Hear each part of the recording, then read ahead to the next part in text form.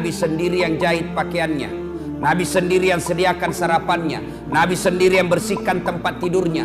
Coba bayangkan, Nabi kekasih Allah, manusia paling mulia, yang namanya selalu digandengkan dengan namanya Allah, tidak malu cuci pakaiannya sendiri, menjahit bajunya, membersihkan tempat tidurnya. Mana ada laki-laki seperti itu di sini?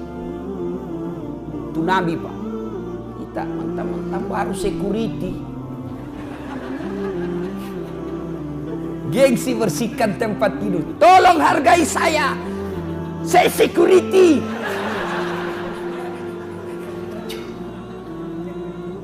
Itulah Rasulullah, tidak malu bersihkan tempat tidurnya. Coba. Saudaraku, tidak ada yang bisa mengubah kalian kecuali diri kalian sendiri. Biar kau kasih masuk di sini 30 tahun, kau dicambuk tiap hari, tapi hatimu tetap melawan, kau tidak akan bisa merdeka. Tapi kalau kau bertobat dengan sungguh-sungguh, taubatan nasuha, meskipun dirimu di penjara, tapi kau dimulia di sisi Allah. Yusuf alaihissalam pernah di penjara, keluar menjadi hebat. Buya Hamka pernah di penjara zamannya Soekarno, tapi dalam penjara lahir bukunya, kitabnya yang sangat populer. Soekarno pernah di penjara, tapi dalam penjara konsep Republik Indonesia lahir. Bisa jadi Allah sayang kalian masuk penjara karena Allah ingin kalian keluar menjadi hebat, lebih hebat dari saudaramu, sepupumu. Nah, itu kalau kau mau berubah. Nah, ibu bapak saudara-saudara sekalian, pada taklim kita kali ini saya ingin menyampaikan sebuah doa yang mudah-mudahan kita bisa amalkan. Doa itu begini bunyinya. A'udzubillahi minasyaitonirrajim. Bismillahirrahmanirrahim. Allahumma inni a'udzubika min qalbin la yahsha. Satu, itu ada 4 isinya di doa.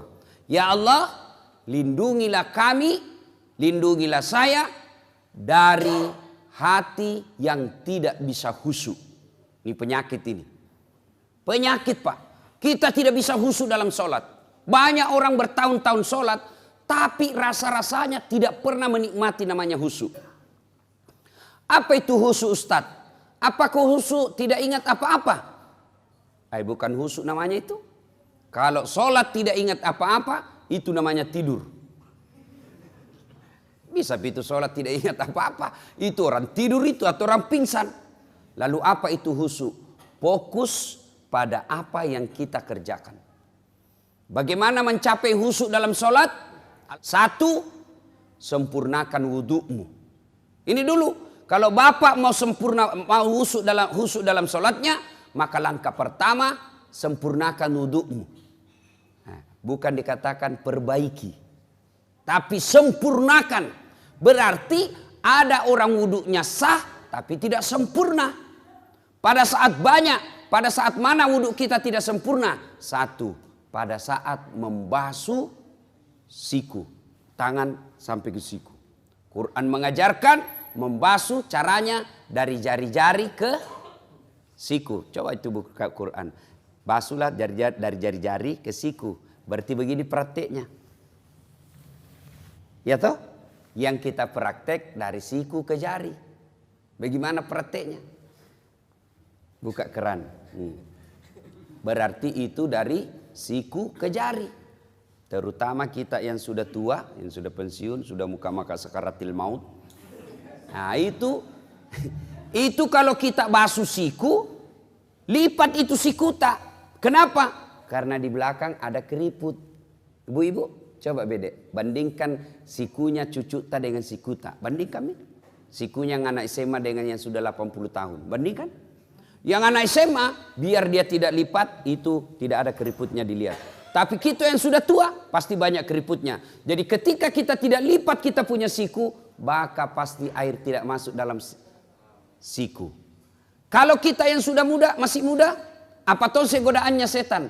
Dia pakai lengan panjang. Coba. Pakai lengan panjang seperti ini toh. Cara lipatnya dia cuma begini. Nah, coba lihat. Cara lipatnya begini. 100% tidak sah wuduknya. Kenapa? Tidak kena sikunya. Karena ini wajib siku. Maka ketika kau linting bajumu, di atasnya siku. Nah, Ini baru betul. Tapi kalau di sejajar siku, berarti sikumu tidak kena air, tidak sah wudukmu. Tidak sah wuduk, otomatis sholatmu tidak sah. Nah, ini kalau lengan panjang. Kalau perempuan yang banyak membuat tidak sah sholatnya, tanpa dia sadari akhirnya tidak sah sholatnya gara-gara wuduknya tidak sah. Apa? Lipstick, eyeshadow, dan lain-lain. Apakah namanya itu yang di pipi? Merah pipi. Kalau biru tahu ah? Biru pipi. Nah, lipstick. Bu, lipstiknya terlalu tebal. Akhirnya apa? Bibirnya tidak tersentuh air. Atau yang bedak-bedaknya di sini terlalu tebal, tidak tersentuh air. Maka ketika mau wudhu, maka ibu-ibu bersihkan dulu itu. Nah, ini yang menjadi masalah kalau dia pergi pesta. Karena bilang 300.000 nih salung. Akhirnya begini ji wudhu. Iya. Nah, maka kalau mau khusyuk, yang pertama langkah sempurnakan wudhu. Yang kedua yang paling banyak kita lalaikan ketika wudhu apa? Membasuh kaki. Anak-anak ini biasa anak-anak SMA, anak SMP buru-buru.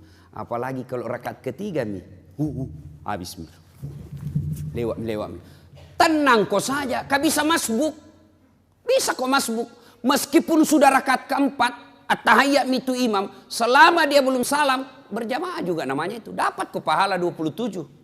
Jadi tidak usah kau buru-buru, tidak usah lari-lari. Pas kau lari, begitu sampai pasti kau tidak konsentrasi. Poso.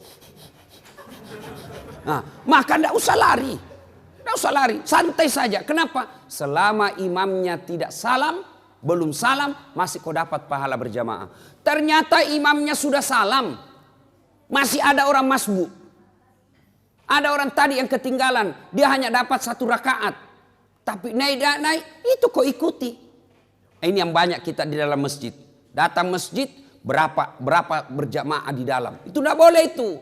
Gimana caranya? Ikuti saja yang sudah sholat. Ustaz, kita tidak tahu dia sholat sunnah. Kau ikuti saja. Ternyata dia sholat sunnah. Bukan sholatnya kau ikuti, tapi jamaahnya. Jadi tidak usah makin buru-buru. Nah, apalagi yang membuat kita yang kaki wudhu berkaitan dengan wudhu kaki. Nah, ini kita biasa tidak sempurna wudhu. Bahkan bisa jadi tidak sah. Apa? Wudhu kakinya nak kasih begini ji. Itu kalau wudhu ada, coba baca rukun wudhu. Paling terakhir itu rukun wudhu tertib. Apa itu tertib? Mendahulukan yang dahulu, membelakangkan yang belakang. Artinya selesaikan dulu kananmu, baru pindah kiri. Nah, yang kita praktek kanan dulu, kiri lagi, kanan lagi, kiri lagi. Nah, itu orang Bugis bilang majamuta. Nah, selesaikan dulu kanan, selesaikan tuntaskan, baru pindah ke kiri. Tidak usah lagi pindah ke kanan, karena kalau kanan kiri bukan tertib namanya itu. Ya, sudah itu kaki juga. Sempurnakan dulu kanannya, baru pindah ke kiri. Nah, ibu bapak, saudara-saudara sekalian. Ya, bagaimana kalau membasuh kaki dan jari-jari? Sunnahnya jari-jari tanganmu kasih masuk ke jari tangan yang satu. Nah, misalnya kiri yang kita basuh, jari-jari tangan kanan yang masuk. Kalau basuh kaki, jari-jari tangan kita masuk. Baru usap ke belakang. Lalu sampai ke belakang ini kasih begini. Kasih naik. Kenapa? Tumit bisa jadi tidak basah. Apalagi bagian ini Pak. Kalau buru-buru gitu, ini yang paling sering tidak basah. Kalau tidak basah ini Pak, pasti tidak sah wudhu. Tidak sah wudhu, tidak sah sholatmu. Inilah yang Allah jelaskan dalam Quran. Ara'aital ladzi yukatsibu biddin. Tahu tidak kamu pendusta agama? Menurut Profesor Dr. Quraish Shihab yang menafsirkan ayat ini, termasuk diantaranya pendusta agama itu sholatnya dusta. Siapa mereka? Mereka yang lalai dalam sholatnya. Kenapa lalai dalam sholatnya? Mulai dari wudhunya tidak sempurna. Itu pendusta agama kita itu kena. Jadi nanti di akhirat kita bilang, Tuhan, mana pahala sholatku 40 tahun? Nah, bilang Tuhan, memang kau sembahyang tapi tidak sah. Kenapa bisa? Dikasih lihat video tak? Kan itu kita itu Pak, 24 jam ada CCTV. Ini kalau CCTV na masjid keluar kita nak lihat makin. Tapi CCTV-nya Allah namanya Raqib dan Atid. Nah shooting kau terus. 24 jam. biar tidur lagi di toilet. Nanti nak putarkan ke Tuhan. Inikah solat yang saya ajarkan? Kita bilang tidak ku tahu. Kenapa kau tidak tahu? Nek kasih kau otak. Kau sarjana, kau kaya, bagus, sehat. Kenapa kau tidak tahu? Tidak pernah dengar dakwah. Kenapa kau tidak pernah dengar dakwah? Sepak bola kau begadang sampai pagi. Main game kau begadang sampai pagi. Kenapa kau tidak pernah belajar soal solat? Nah itu solat kau pakai 24 jam. Bagaimana solat kamu bagus pak? Coba jujur ki bede. Dalam hati tak mau. Jangan dikasih naik tangan tak. Pasti malu-malu ki. Jujur maki. Berapa tahun maki solat? 50 tahun. Ada itu buku di rumah tak, tuntunan dan pedoman solat 5 waktu? Coba, kira-kira bagaimana kita solat? Begitu tidak bapak tak, begitu kita lihat orang, begitu kita solat. Tidak pernah kita baca bagaimana itu solat. Saja handphone, adik-adik beli handphone, begitu beli handphone, ada apanya? Ada petunjuk penggunaannya. Dan di situ ditulis warna merah. Baca buku pedoman penggunaan sebelum menggunakan handphone. Coba. Itu ditunjuk itu. Ditulis merah. Baca dulu ini buku baru kau buka itu HP-mu. HP saja itu ada buku pedomannya. Apalagi kita sholat. Akhirnya jangan kau heran. 30 tahun kau sholat masih hobi kau makan uang haram. 30 tahun kau sholat masih suka kau bohong. 30 tahun kau sholat masih suka kau maksiat. Kenapa? Karena sholatmu belum seperti yang dihendaki Allah. Padahal Allah sudah jelaskan. Inna sholata tanha anil fasya'i wal munkar. Ayat ini kita sudah hafal semua dari tak kecil. Sesungguhnya sholat itu mampu mencegah kalian dari perbuatan keji dan mungkar. Kenapa makanya jangan keheran. Kenapa itu rajin namamu sembahyang deh. Tapi dede pak gosipna. Berarti bermasalah sholatnya. Kenapa itu rajinnya sholat? Dede sekit namamu. Berarti sholatnya bermasalah. Kenapa tidak? Coba kita lihat sholat kita pak. Orang Bugis bilang mau pito-pito. Allah. Assalamualaikum. Olahraga bukan? Coba make. Orang saya tanya kenapa? Karena cepat sekali kalau sholat gitu. Nggak sampai mami kulihat 5 menit sembahyang duhur. Apa nak bilang? Aku hafal mi ustaz. Sini kau dulu. Kalau kau bilang hafal begini mah kau saja. Allahu Akbar. Tuhan bacaannya sama di kemarin. Assalamualaikum warahmatullahi. Sudah mi. Kan itu jadi hafal. Iya toh. Tapi kan bukan itu. Sholat itu ada rukun-rukunnya. Ada tertibnya. Ada syarat sahnya. Yang itu harus kita lakukan. Kalau itu kita ikuti. Maka insya Allah hidup kita akan baik. Oke pak. Jadi kalau ada masalah. Jangan makin cari kambing hitam. Itu saja kita tanya. Bagaimana sholatku selama ini. Orang pak kalau baik sholatnya, husuk sholatnya, tata cara pelaksanaannya baik dalam sholatnya, insya Allah dalam hidupnya juga akan baik. Allah sudah jelaskan, sholat mencegah kau dari perbuatan keji dan mungkar. Mulai saja dari rukun-rukunnya sholat, mulai dari saja syarat sahnya sholat. Apa syarat sahnya sholat? 1, bersih dari najis dan hadas. Aplikasikan dalam hidupmu, maka itu orang pasti bersih. Adik-adik saya tanya, sah tidak sholat kalau kita tidak wudhu? Sah. Yang penting tayamum. Tapi tidak semua boleh tayamum. Apa syaratnya? Tidak bisa kena air. Misalnya cacar. Toh? Penyakit tidak bisa kena air. Atau subuh. Kalau kena air subuh-subuh langsung menggigil, tidak bisa bernapas. Poso, asma. Boleh kok tidak. Boleh kok tayamum. Ya? Tapi dia tidak wudhu, tidak tayamum, sah tidak? Tidak sah. Berarti orang yang baik sholatnya itu mestinya bersih dalam hidupnya. Tapi kadang-kadang kita lihat ada orang sholat tapi baju sholatnya saja kotor. Kuning bukan, coklat bukan, putih bukan. Ada yang begitu. Kudungnya ibu-ibu, coba dikat diam nih. Ada itu yang ada kayak lumut-lumut di sininya. Itu kalau orang baik sholatnya, maka dia hidupnya bersih. Maka heran kita kalau kita rajin berjamaah, tapi rantasa hidup tak. 1, syarat sahnya sholat. Bersih dari najis dan hadas. Yang kedua, tidak sah sholatmu kalau kau tidak tutup aurat. Apa itu aurat? Ini kalau laki-laki, lutut sampai pusat. Bapak, kalau keluar rumah sholat ki, pakai celana kolor saja. Sah tidak? Sah tidak? Tidak sah.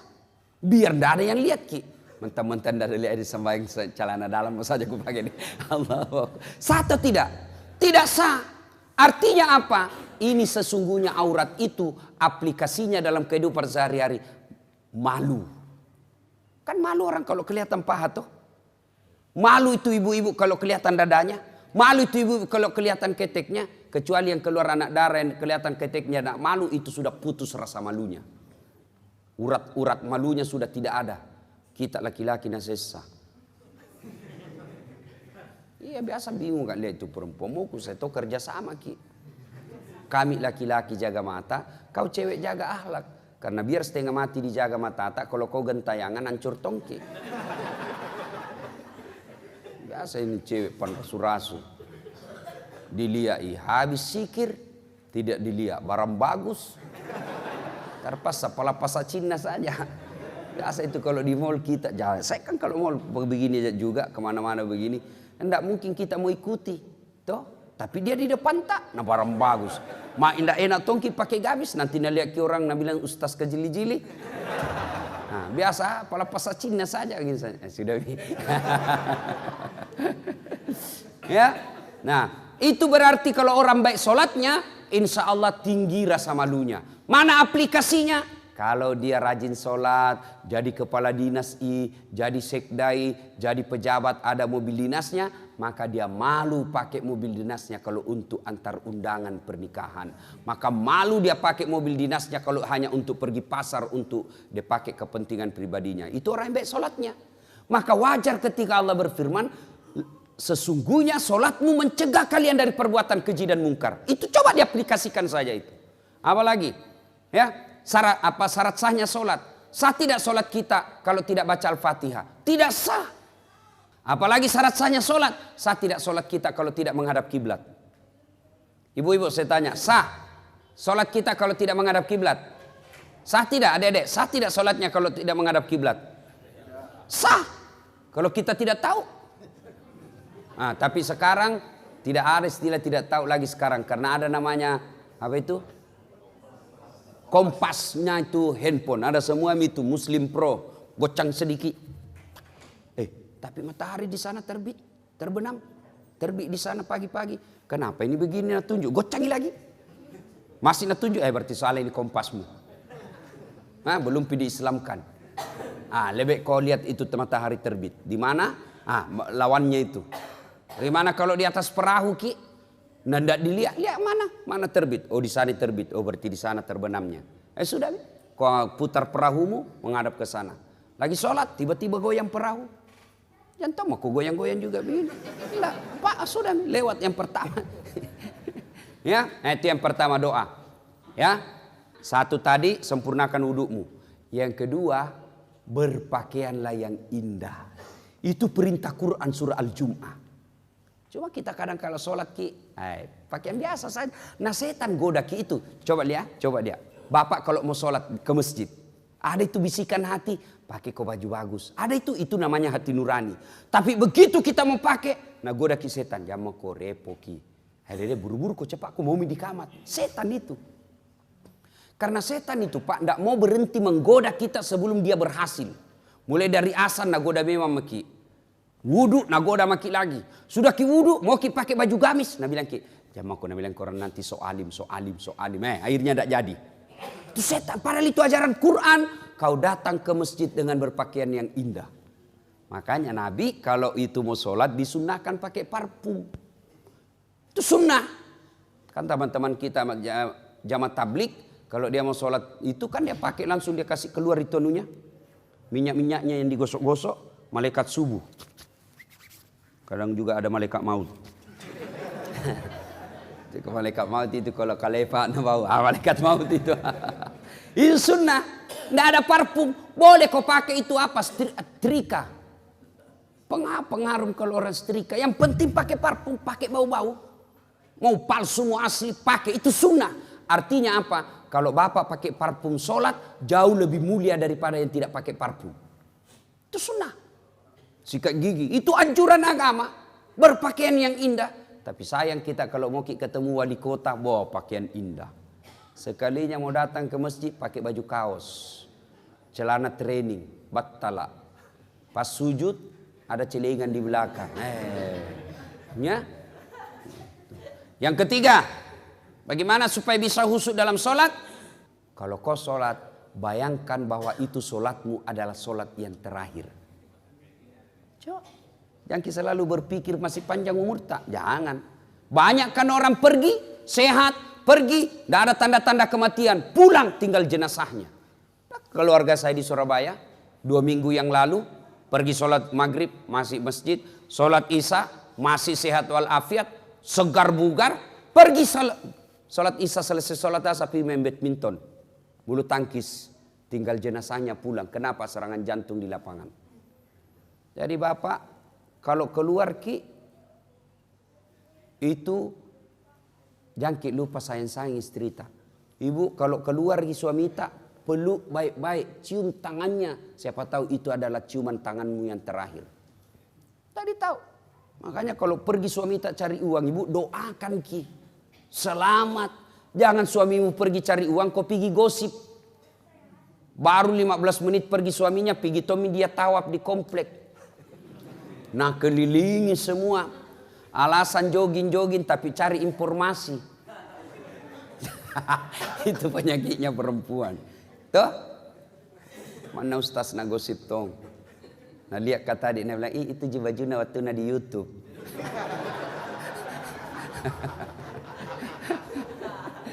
Ya, nah inilah cara pertama khusyuk. Ada 3 ya. 1, sempurnakan wudu. 2, berpakaianlah yang indah.